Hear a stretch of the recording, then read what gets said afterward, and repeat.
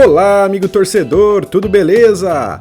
Começou a terceira fase da Copa do Brasil e olha, nesse vídeo vamos falar dos 13 jogos que já aconteceram na terça-feira e também ontem na quarta-feira.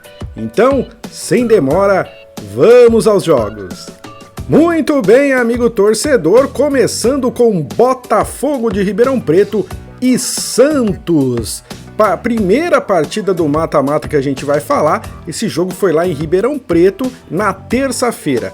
E o Santos, enfim, jogou um bom futebol e venceu essa partida, levando uma boa vantagem para o segundo jogo lá na Vila Belmiro. Lucas Lima voltou marcando gol aos 14 minutos do primeiro tempo, fez o Santos 1, Botafogo 0. E também no primeiro tempo saiu o segundo gol. Aos 37 minutos, Marcos Leonardo cobrando o pênalti, fez 2-0 para o Santos. Final, Botafogo de Ribeirão Preto 0, Santos 2. Boa vantagem do Peixe então para a segunda partida que será na quarta-feira, dia 26 de abril. Próxima partida, Nova Iguaçu e América Mineiro, mais uma vitória de um time visitante. Esse jogo já foi na quarta-feira, lá no Rio de Janeiro. Primeiro tempo 0-0, as emoções ficaram mesmo para a etapa final. Adson abriu o placar para o Coelho logo no início do segundo tempo. O Nova Iguaçu empatou aos 33 com Andrei Dias e, para piorar mais ainda, o zagueiro Danilo Avelar do América levou o segundo amarelo e foi expulso aos 37 minutos. Amigo torcedor, mas quem riu mesmo por último foi o Coelho. O América, mesmo com um a menos, o time conseguiu achar o gol da vitória aos 48 minutos, um gol contra de Fernandinho. Final, Nova Iguaçu 1, América 2. Seguimos então com Coritiba e Sport. Muitos gols ontem lá em Curitiba. O Sport saiu na frente com Wagner Love aos 8 minutos de jogo. Aos 15, Aleph Manga deixou tudo igual. E aos 25, em bela jogada individual, Aleph Manga marcou de novo. Agora, o gol da virada do Curitiba, fazendo então 2-1. Esse então foi o placar do primeiro tempo, Coxa na frente, só que no segundo tempo tudo mudou. O Sport foi com tudo. Aos 5 minutos, Luciano Juba empatou. E aos 14, Wagner Love fez de novo mais um gol para o Sport, o terceiro. Só que o time da casa conseguiu empatar com Aleph Manga, isso mesmo, o terceiro gol dele, cobrando o pênalti e deixando tudo igual. Final 3-3, grande jogo, bom resultado para o Sport, que agora joga em casa a segunda partida. Continuando aqui, Náutico e Cruzeiro, esse jogo é hoje lá nos Aflitos. Amanhã, se Deus quiser, a gente faz um vídeo falando dos jogos que vão acontecer ainda hoje. Vamos agora com Atlético Mineiro e Brasil de Pelota. Jogo no Mineirão ontem e o Brasil segurou a pressão na primeira etapa, que terminou em 0-0. No segundo tempo, o time chavante marcou o seu gol. Aos 10 minutos, cobrança de escanteio e João Marcos cabeceou para fazer Brasil 1-0. Aí o Galo teve que correr atrás do prejuízo. Aos 20 minutos empatou com o argentino Batalha e aos 40, Hulk de pênalti fez o gol da virada do Atlético, cobrando pênalti aí. Foi no sufoco, amigo torcedor, mas o Galo conseguiu sair vitorioso dessa primeira partida. A segunda partida vai ser lá em Pelotas, né? Tá marcado aqui, ó, para o dia 26, na quarta-feira, e não vai ser fácil não. A gente sabe que o Brasil joga muito lá no seu estádio e pode complicar as coisas para a equipe mineira. Próxima partida, Volta Redonda e Bahia. Esse jogo aí foi na terça-feira, né? Foi na terça-feira à tarde, o primeiro jogo aí dessa terceira fase, lá em Volta Redonda. E em jogada de contra-ataque, o Bahia abriu o marcador aos 38 minutos com Biel. Primeiro tempo, 1 a 0 Bahia. No segundo tempo, aos 13 minutos, Gabriel Bahia empatou para o Voltaço, mas logo depois o Bahia fez o segundo com Gabriel Xavier. Final, uma boa vitória do Bahia fora de casa, 2 a 1. Próximo jogo, Ipiranga e Botafogo, Botafogo do Rio de Janeiro, jogo realizado ontem lá no Colosso da Lagoa, em Erechim, e o Botafogo fez o gol cedo. Logo aos 4 minutos de jogo, Eduardo de cabeça deixou o Fogão na frente, e depois no segundo tempo, aos 35, novamente Eduardo marcou. Final de jogo, Ipiranga 0, Botafogo 2. Olha, amigo torcedor, não é fácil vencer lá em Erechim. Esse foi um belíssimo resultado para o Fogão, que agora pode até perder por 1 gol de diferença no jogo da volta lá no Rio de Janeiro. Continuando aqui, hoje temos ABC e Grêmio. Olha, jogo lá no Frasqueirão, hein? Não sei não, hein, Grêmio? Tem que jogar muito para vencer o ABC lá no Frasqueirão. Jogo bem legal aí que a gente fala no vídeo de amanhã. Seguimos aqui com Maringá e Flamengo, que também jogam hoje lá em Maringá. E agora para falar de São Paulo e Ituano, jogo no Morumbi. Esse jogo também foi na terça-feira e o tricolor continua decepcionando a sua torcida, né? Empate sem gols e muitas dúvidas é esse time do São Paulo para a sequência dessa temporada 2023. A torcida tá muito apreensiva, 0 a 0. Fala aí, amigo torcedor, comenta aí o que você acha deste São Paulo de 2023. Vamos seguimos para falar de Fluminense e Paysandu.